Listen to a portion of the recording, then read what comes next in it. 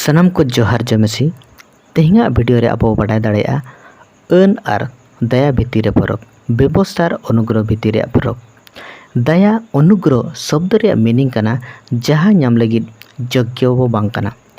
ईश्वर अब को एमाबोकान भलई जहां ओना कमिए बुझाय जहां तो ईश्वर दाड़े सदराय मसी जीवन सम्बन्ध रे दोसर करंती 12:7-10 रे नोआ बाडाय नामोगा जे पौल आजा हड़मो रे मिटंग जनु विषय रड़ाय जहां दो हड़मो रे बेमार ओना लगिद पे धाव कोई प्रार्थना ला मेनखान ईश्वर खोदा नोआ उत्तर हेजना इन्या दया गे आम लगिद ढेरा एते इन्या दाड़े दो निचुर रेगे पुरो सबिदो कना। नोडे दया रे अर्थ ईश्वर दाड़े जहां आबो निचुर ओक्तो रेगे सिद सबिदो कना।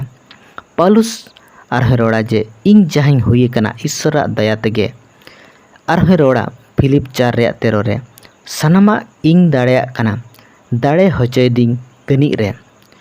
पौलुस नोआ स्टेटमेंट रे मीनिंग चेक कना पाउल जहां हुई कना और जहां कमी दाड़े कना नोआ केवल ईश्वर एम कदे भलई और आजा सामर्थ द्वारा गे आबो निजरा दाड़ेते चेन हों बाबो पुरो दाड़े और ईश्वर बेगर अनुग्रह ते आबो चेन हों बाबो कमी दाड़े आबो लगिद मेना आकान दया अनुग्रह होते तेगे आबो कई पाप खोदा हों आबो उद्धार बांगमा मुक्ति बो नाम दाड़े।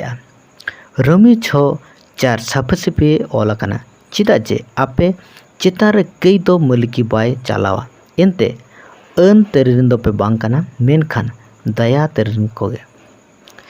मारे नियम रे जहां अधिपत्य विस्तार लाए व्यवस्था अन और नवा नियम रे मसी होते हेज कान दया अनुग्रह तलारे मारंग पार्थक्य मेना ओनागे नितो बो आलोचनाया।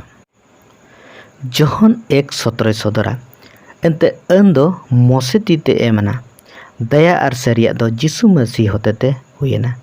तो नोडे बो बड़ा दाड़ा कना जे जहां अन दो मोसे तीते हेजना मेनखान जहां दया और सरिया दो जिसु मसीह ते होते सेटरना। हिब्रू 8:7 रे नोहाय सदरा एनते ओना पहिला बंदोबस्त बिन दुसान गे ताहे खान ओनंग दोसार रे जरूर दो ओहो हुई लेना। नोरे अर्थ मारे नियम रे दोष त्रुटि ताहे लेना नोआ दो बांग कना मेनखान मारे नियम यथेष्ट बांग ताहेया सफिशिएंट बांग ताहेया मना को आकुआ कई अवस्था बाबद रे बाडाय हचय को ताहेन मेनखान ओंडे खोदा उडुक लगिद दाड़े बायमो कान ताहेन अन व्यवस्था जहां दो ईश्वर स्टैंडर्ड सदराय ओना सावते जहां दो आबो दोष से देखावाय और ईश्वर डिमांड पूरो लगिद आबो निजुर अक्षमता सदराय मानवा बाय दाड़े कान व्यक्ति हों दोषी बनाए कान ताहेन मेनखान अनुग्रह दया आबो को दाड़े एमाबो कना और कई चेता रे हों जितोए एमाबोन कना ईश्वर अनुग्रह दयाते। मारे नियमे दबियाय जे मानवा पुरो में मेनखान ओना संभव बांग हुई लेना विफल कना ईश्वर मेनाय इंगिंग केमिया जिहिजिकल 36 रे जहां दो ओंडे बो बड़ा दाड़ा कना अन रे मारे नियम जहां पुरो दाड़ा कना ओना ईश्वर आबो लगिदे पुरोया। मारे नियम दबियाय जे मानवा पुरो में मेनखान ओना संभव बांग हुई लेना विफल कना मानवा मेनखान ईश्वर मेने जे इंगिंग केमिया जहां तो जिजिकल 36 अध्याय रे बो नामिया अन रे मारे नियम जहां बाय पुरो दाड़ेया ओना ईश्वर आबो लगिरे पुरोया। व्यवस्था अन जहां दो बहरीकरण बाहिक नीति नियम चेतान रे गुरुत्व एमोआ मेनखान अनुग्रह नूतन नियम जहां दो भितरी शुद्धता चेतान रे गुरुत्व एमोआ।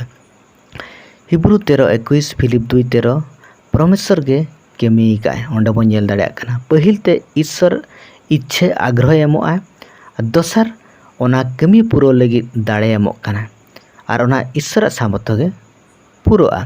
साधारण भाषाते जदि बो रोड़ा व्यवस्था अन दर लगिद उनी मेनाय मेनखान काटा बाय एमोग कना दया अनुग्रह उडो लगिद एम रोड़ा मेनखान उनी फकड़ा एमोग कना और दाड़े एमोग कना तेहें ᱟᱹᱱ ᱜᱚᱵᱚᱞ ᱨᱮ ᱟᱵᱚ ᱵᱟᱹᱱᱩᱜ ᱵᱚᱣᱟ, ᱢᱮᱱᱠᱷᱟन ᱛᱮᱦᱮᱧ ᱫᱟᱭᱟ ᱜᱚᱵᱚᱞ ᱨᱮ ᱢᱮᱱᱟᱜ ᱵᱚᱣᱟ।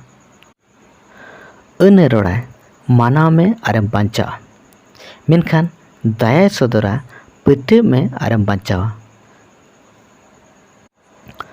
ᱟᱹᱱ ᱥᱨᱟᱯᱮ ᱟᱹᱜᱩᱭᱟᱭ, ᱢᱮᱱᱠᱷᱟन ᱫᱟᱭᱟ ᱟᱥᱤᱨᱵᱟᱫᱮ ᱮᱢᱚᱜ ᱠᱟᱱᱟ। ᱟᱹᱱ ᱨᱮ ᱠᱟᱹᱭ ᱟᱵᱚ ᱪᱮᱛᱟन ᱨᱮ ᱮᱠᱛᱤᱨᱤ ᱪᱟᱞᱟᱣᱟᱭ, ᱢᱮᱱᱠᱷᱟन ᱫᱟᱭᱟ ᱨᱮ ᱠᱟᱹᱭ অধীন ᱠᱷᱚᱱᱟᱜ ᱢᱩᱠᱛᱤ ᱵᱚ ᱧᱟᱢᱮᱜᱼᱟ।